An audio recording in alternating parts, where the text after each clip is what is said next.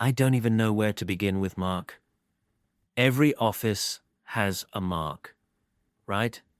The guy who can never, ever be accountable for his own mistakes. But for the longest time, I thought I just had to put up with it. That's what made this lesson so satisfying for me to learn. I started at this job a little over 3 years ago. Middle of the pandemic, everything was remote at first. Mark was one of the first people to welcome me on Slack. Friendly, funny, kind of charming in that sarcastic way. He even offered to show me the ropes when I came into the office for the first time. And at first, he seemed like a nice enough guy. But it didn't take long for the pattern to emerge. We worked on the same team, marketing operations. Deadlines were tight, campaigns were complicated. But Mark always seemed to find a way to not own his part of the work. If an email blast went out with a broken link, "Oh, I thought you were checking the links." If the analytics report was late, "Well, nobody told me when it was due." If a client complained about something we missed, that wasn't even my client. Ask them. I swear, this man had a PhD in deflection. And at first, everyone else just kind of let it happen, including me. I picked up his slack more than once. I fixed his reports at 10 p.m. while he was already posting pictures from happy hour. I apologized to clients for things he was too busy in another meeting to address.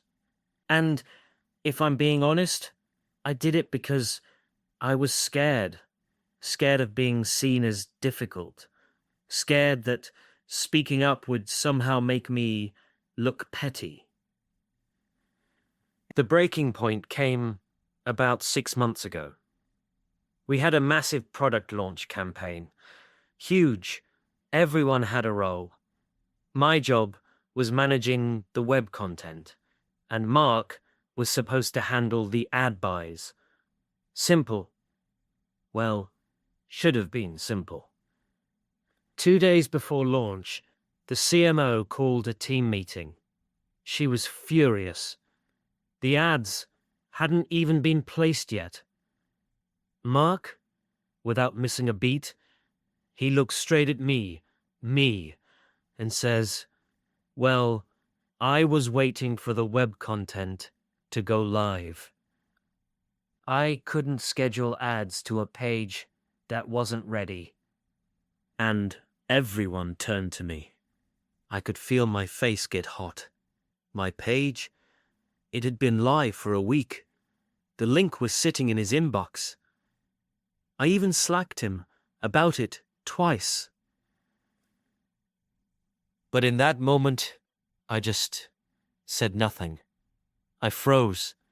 I spent the rest of that day furious, but mostly at myself. That night, I sat at home and thought about how long I'd been carrying his water for him. How many times I'd stayed late while he got the credit. How many times I let him blame me, or anyone, just so he didn't have to look bad. And that's when I decided, never again. The next morning, I went into work, and I did something I had never done before. I forwarded the CMO the emails I'd sent Mark with the page link, the Slack receipts, the time-stamped page updates. No editorializing, no snark, just the facts. And then I went to our next meeting, and when Mark tried to pivot the blame again, I calmly, politely, but very clearly said, "Actually, that's not accurate.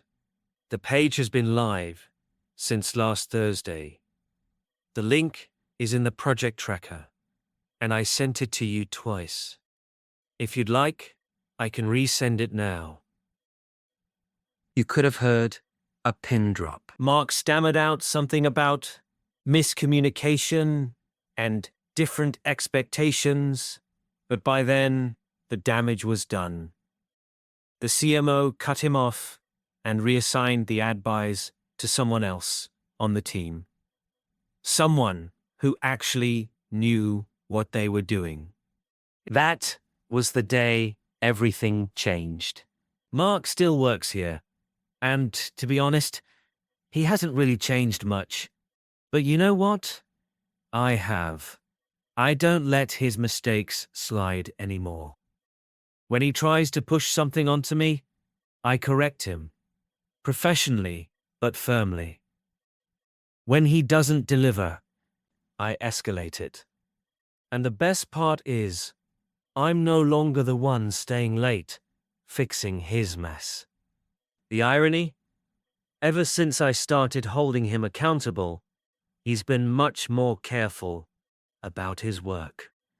So, if you're dealing with a Mark at your job, take it from me. You don't have to carry their weight just to keep the peace. Document everything. Speak up. Be firm. You're not being petty.